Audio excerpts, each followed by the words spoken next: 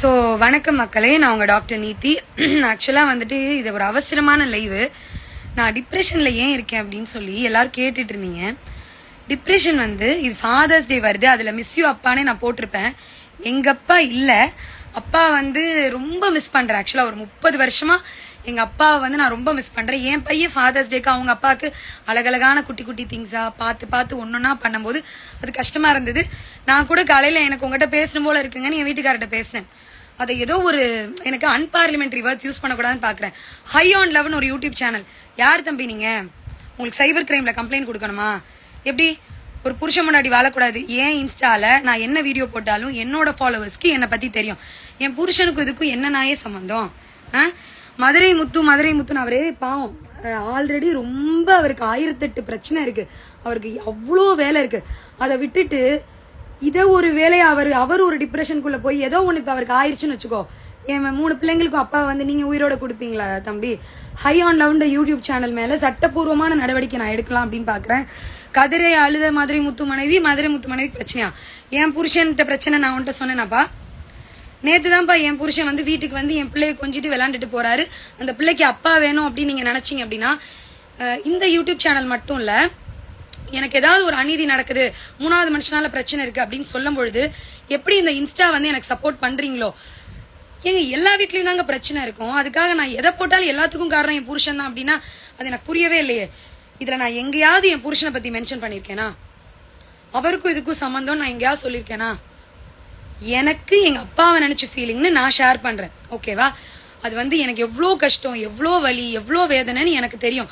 அப்பா இல்லாம வளருது. அதவே என் பிள்ளைக்கு வந்துடக்கூடாதுன்னு தான் இவ்வளோ பிரச்சனையிலையும் நாங்க வந்து சேர்ந்து இருக்கணும்னு நாங்க நினைக்கிறோம். மறுபடியும் ஒரு யூடியூப் சேனலும் எதுக்கு எடுத்தாலும் நீங்க மதுரை முத்துவவே டார்கெட் பண்றீங்களே. மதுரை முத்து சாருக்கும் எனக்கும் பிரச்சனைனா நானே முத்து சார்கிட்ட பேசிக்கிறேன். நீங்க அதுல வந்து நாட்டாமத்தனம் பண்ண வேண்டிய அவசியம் கிடையாது. தேவையில்லாத வீடியோஸ்ல தேவையில்லாத அந்த டேக்லைன் போட்டு போடுறீங்க. இல்ல நான் திரும்பவும் சொல்றேன், அந்த ஹை ஆன் லவ்ன்ற யூடியூப் சேனல் நீங்க யாரு தம்பி? என் நம்பர் நான் கொடுக்குறேன்பா, நீங்க தாராளமா எனக்கு கான்டாக்ட் பண்ணுங்க. நம்ம வந்து எதுவா இருந்தாலும் நேரா பேசுவோம். எனக்கு எந்த பிரச்சனையும் கிடையாது. நீங்க என்கிட்ட கேட்கலாம் தம்பி, நான் மதுரையில தான் இருக்கேன். உங்களுக்கு ஃபாலோவர்ஸ் வேணும்னா நீ உட்காந்து என்ன கண்டென்ட் வேணும்னு யோசி. என் வீட்டு செவுத்துக்குள்ள என்ன இருக்குன்னு நீ யோசிக்காத. திரும்பவும் சொல்றேன், இதுல மஞ்சள் குளிக்கலாம் நிறைய பேர் நினைப்பீங்களே, ஆஹா பிரிந்து விட்டார்கள் நம்ம சண்டையை கிளப்பிடுவோம் அப்படின்னு. திரும்பவும் சொல்றேன், என் ஹஸ்பண்டை பத்தி தப்பா எந்த வீடியோவும் யாரு போட்டாலும் சட்டப்பூர்வமா நடவடிக்கை எடுப்பேன். நான் அதுக்கு கண்டிப்பா குரல் கொடுப்பேன். தயவு செய்து மதுரை முத்து மனைவி அழுது விட்டார், மதுரை முத்து மனைவி தும்மி விட்டார், மதுரை முத்து மனைவி கீழே விழுந்துட்டார், நான் என்ன பண்ண, நான் செத்தா கூட பரவாயில்ல, தயவு செய்து அவரை டார்கெட் பண்ணாதீங்க. ஏன்னா அவரை நீங்க டார்கெட் பண்ண என் பிள்ளைக்கு அப்பா எல்லாம் போயிடும். இது வரைக்கும் நாங்க பட்டதே போதும். சோ இனிமேட்டு அவரை பத்தி பேசுற அருகதை யூடியூப் சேனல்ல இருக்க யாருக்குமே கிடையாது. என் புருஷனை பத்தி பேசினா நீ எங்க இருந்தாலும் நான் தேடி வந்து தம்பி தனியா சந்திக்கிற மாதிரி இருக்கும். பரவாயில்லைங்களா? இந்த மாதிரி எச்சத்தனமான வேலை பார்க்காம உண்மையிலேயே சோசியல் மீடியானா என்ன, அதோட பவர் யூஸ் பண்ணி எப்படி வந்துட்டு ஹெல்த்தியா பொழைக்க முடியும்னு பாருங்க. உங்களுக்கு கண்டென்ட் கொடுக்கறதுக்கு நிறைய பேர் சூப்பர் வீடியோ போட்டுட்டு இருக்காங்க, அதெல்லாம் தேடி போங்க. ஏன் இன்ஸ்டாகிராம்ல இருக்கிற கண்டென்ட் என்னோட பர்சனல் ஃபீலிங்ஸ், என்னோட ஃபாலோவர்ஸோட சந்தோஷம்னா கஷ்டம்னா அழுகைனா ஷேர் பண்றதுக்கு, என் புருஷனை திட்டுறதுக்கு இல்ல. என் புருஷனை பத்தி பேசணும் அப்படின்னா அதுக்கான அருகதை உங்களுக்கு கிடையாதுன்னு நான் சொல்றேன், சரிங்களா? அந்த மனுஷனை பத்தி தப்பா வீடியோ போடுறது இல்ல மதுரை முத்து மனைவி வந்து இப்படி பேசுறாங்கன்றது ஒண்ணுமே இல்லாம ஒரு சூப்பரா ஒரு டேக்லைன் நீங்களா கிரியேட் பண்ணி போடுறத இதோட நிப்பாட்டு. ஏன் டிப்ரெஷன் என்னன்னு எனக்கு தெரியும், நீயா உன்னை ஃபேக்கா கிரியேட் பண்ணாத, புரியுதா? ஹை ஆன் யூடியூப் சேனல் உனக்கு தான் நான் சொல்றேன், ஹை ஆன் லவ் அப்படிங்கிற யூடியூப் சேனல். இதோட அந்த வீடியோ நீ எடுக்கல அப்படின்னா கண்டிப்பா வந்து பெரிய லெவல்ல நான் ஆக்ஷன் எடுப்பேன்.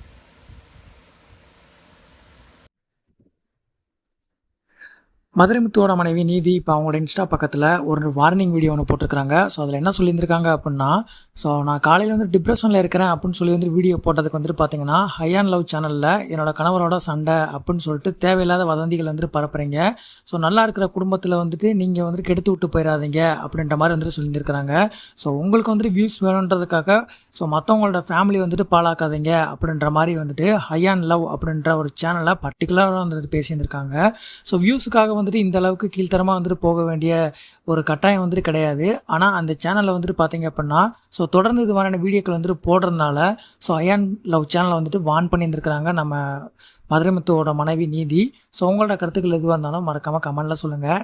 நெக்ஸ்ட் ஒரு இன்ட்ரெஸ்டிங்கான வீடியோ தெரிஞ்சுக்கலாம். சப்ஸ்கிரைப் பண்ணிக்கோங்க.